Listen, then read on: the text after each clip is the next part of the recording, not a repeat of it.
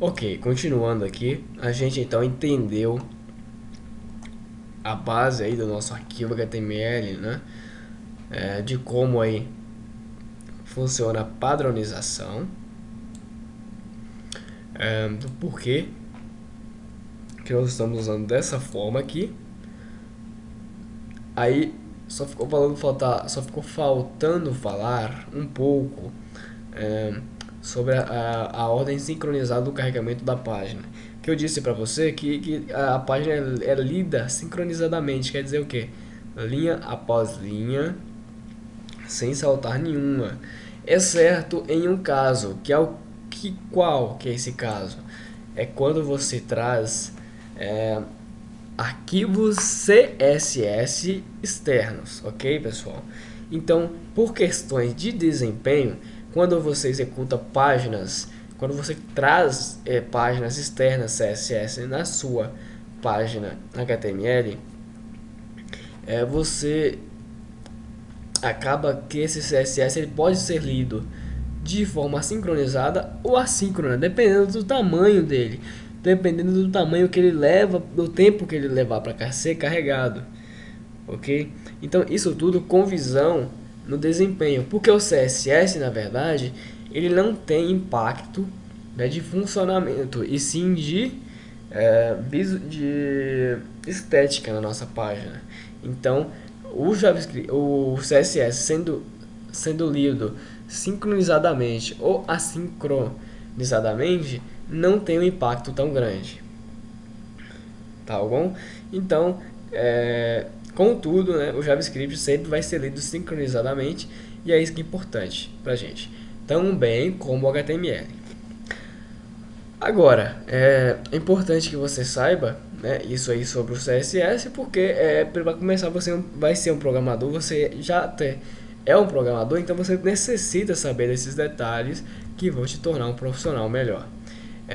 E como isso, já você talvez já fique na sua mente claro, ou talvez não tenha caído um pouco aí a ideia, mas pelo CSS ser lido de forma assíncrona, é recomendado que você sempre coloque o seu CSS como um dos primeiros elementos, né, logo após a tag title e meta, é, o, a importação de elementos CSS antes de qualquer outra coisa, antes de qualquer script. Por quê?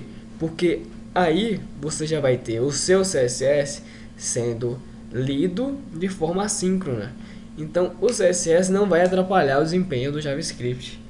Então, por isso, ele deve ser lido anteriormente. Já se você coloca o CSS depois de todos os scripts, a sua página vai ter uma demora muito maior aí para ser visualizada corretamente, ok? Então fica aí uma dica para você. Muito bem, então vamos continuar nosso curso falando sobre os elementos, né? A gente fez uma breve pausa para os comentários. Ok, então a gente já viu aí que é possível, né, recuperar um elemento diretamente, né, por um ID, por exemplo, que foi o que a gente fez aqui. É de forma parecida com o que a gente faz no CSS, né? Não dessa forma, né? Não em forma de programação, mas de uma forma relativamente parecida, porque a gente acaba por acessar esse elemento. E uma vez acessado esse elemento, a gente tem direito a fazer uma série de coisas, pessoal.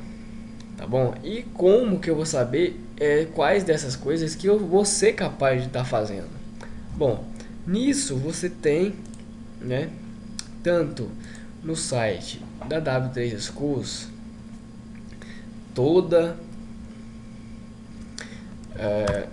a documentação, toda a referência sobre o que você é capaz de manipular. Vamos ver aqui. Esperar que a página seja carregada.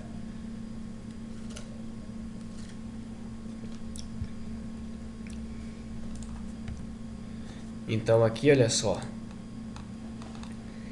no nosso documento, você tem aí acesso a diversos métodos que traz pra gente bastante coisas, né? como manipulação aí de criação de atributos, né? O que é um atributo? Um atributo é algo como ID. O ID é um atributo, ou seja, é um valor que fica guardado dentro da tag, né? Não como conteúdo, e sim como atributo mesmo, né? Você percebe aqui que o ID ele não é um conteúdo da tag UL. O conteúdo da tag UL é a LI, né? É o atributo da tag UL é o ID. Então você consegue criar mais atributos desse, né, com JavaScript. Create comment eu não vou nem falar por enquanto porque é redundante. Vamos ver. Create elementos, você consegue criar elementos para colocar dentro dessa tag recuperada. Você pode criar então vários tipos de elementos. Você pode criar links, URLs, LIs, como eu tinha dito. Create text node, né, é um texto comum. Eu vou estar falando só do mais importante. E aí você pode também recuperar, vem a parte de recuperamento, né? Recuperação de elementos. Você pode pegar uma tag pelo ID dela, pelo nome dela, né? Você pode pegar pelo nome da tag, né? No caso aqui de name, refere-se ao nome, né, do input, por exemplo, que tem um name, certo? Não sei se você se relembra aí do curso de... Se você se lembra do curso de HTML, que as tags inputs, por exemplo, tinham names. Então é esse name aqui. E tag name, sim, é o nome da tag. Um L, uma LI e assim por diante. Como você também consegue, por exemplo... aqui a gente não está vendo, mas a gente consegue também, por exemplo, remover elementos e assim por diante. Ok, pessoal, essa aqui é só uma vista rápida aí da nossa carga aí. Então vamos fazer testes disso. E para que vocês tenham uma noção aí. Eu não vou fazer aqui no documento em si, você pode fazer tanto no seu Firebug, a gente vai fazer no Firebug. Você pode fazer no Firebug e depois salvar no documento, tá? Como você pode fazer também simplesmente no Firebug, tá? Eu vou fazer no Firebug porque lá eu acredito que você vai aprender muito mais, porque lá a gente tem uma manipulação muito melhor dos nossos elementos. Agora, é importante frisar uma coisa. Olha só, por exemplo, a gente tem aqui esse exemplo, eu vou limpar, eu vou fazer assim, olha. Document, olha só, já tem um auto, né, que já facilita. Get element, assim a gente deixa mais rápido. O nome, se eu me lembro, era Prince. Então, recuperou o elemento. Aí você me pergunta, por que você não usou aí o window.onload? Por que, Elvis, que aí você não necessitou? A resposta é simples, cara aluno.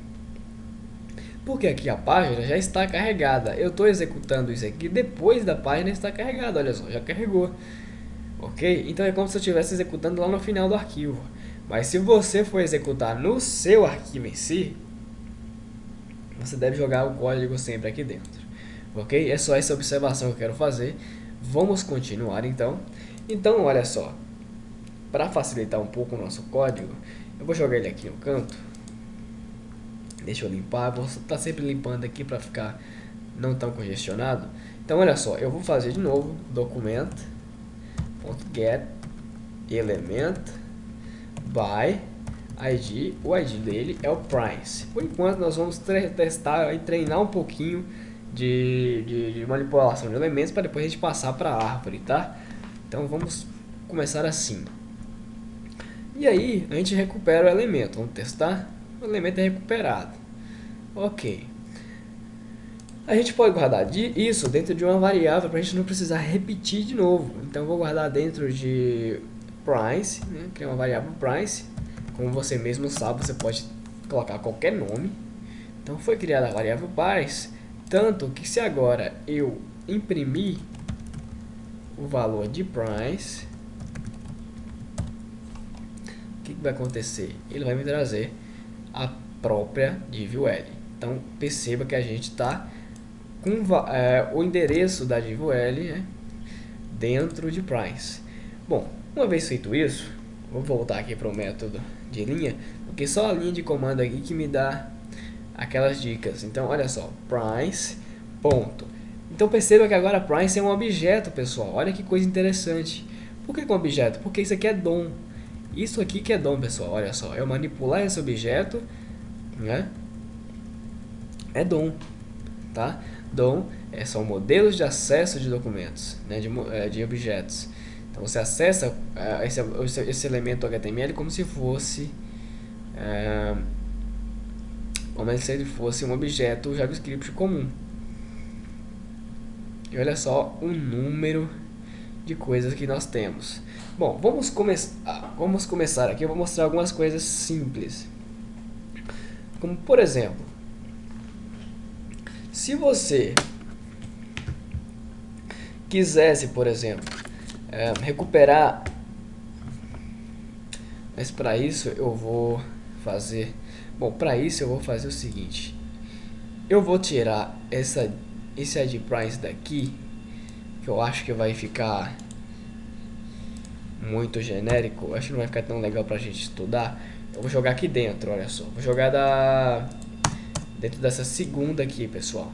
Então fixe aí que agora a gente está trabalhando essa LI. Prince agora é essa LIzinha aqui, denominada menu 2, ok? Vamos atualizar a página. Uma vez atualizada a página, todo aquele JavaScript que eu escrevi, ele perde-se, tá? Então tem que escrever de novo. Então olha só, foi o que eu escrevi anteriormente. Se eu pressionar para cima no Firebug, eu volto no que eu já digitei anteriormente. Então agora eu vou dar um Enter. Agora sim, se eu imprimir Prince, olha só, agora tem uma LI, tá? Isso aqui é para facilitar o seu entendimento. Agora eu vou acessar Prince. Se eu quisesse pegar, por exemplo, o que tem dentro de Prince.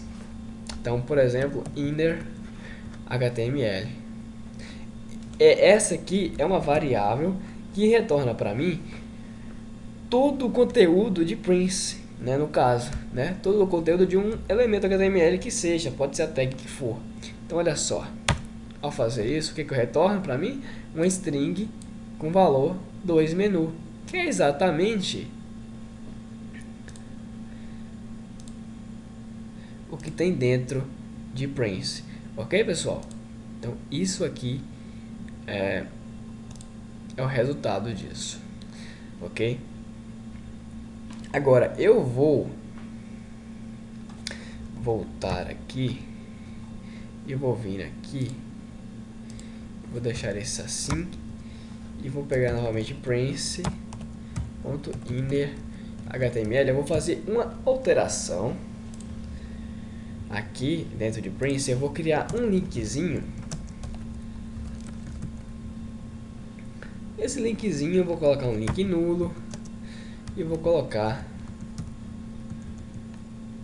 ir para o site como legenda, para o site. Uma vez feito isso, vamos atualizar a página. O que fica aqui, ele não some, pessoal. Então, se tiver um conteúdo aí, pode deixar, olha só. A página atualiza, ele não some. Então, eu vou executar novamente. Então, agora perceba que o nosso texto mudou. 2 menu, a href, ir para o site. Perceba que ele exibiu o HTML que tinha dentro. Por quê? Porque a função inner.html é responsável por isso.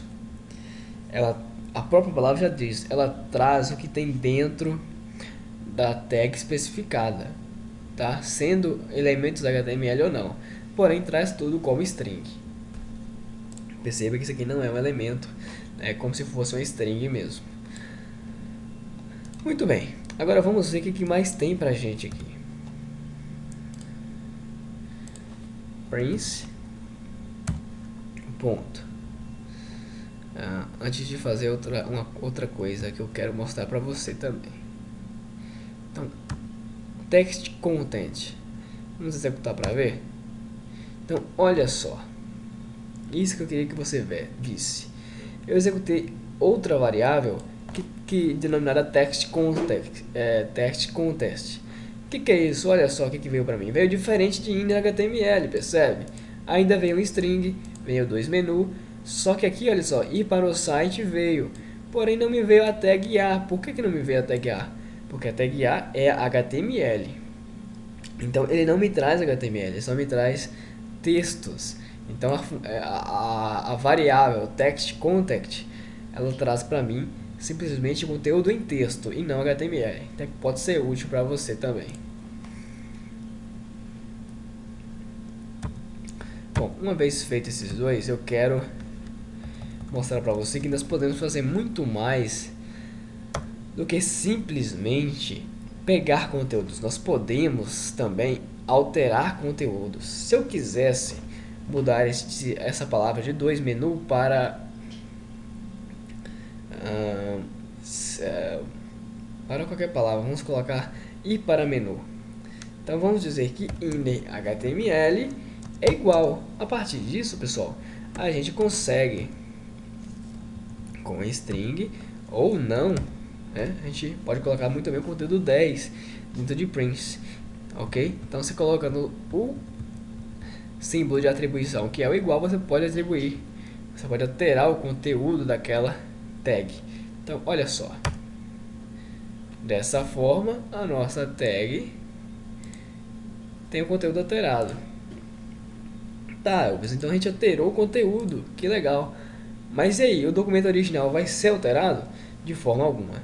De tanto que se eu atualizar a página aqui agora, a tag, ela volta ao seu conteúdo original. Então a gente só está alterando nesse navegador, nesse momento, tá? Então é uma coisa realizada aqui internamente. Ok? Porém, isso não é nem o começo da nossa manipulação de elementos DOM. Vamos ver aí mais do que a gente é capaz de fazer com os elementos DOM e o JavaScript na próxima aula.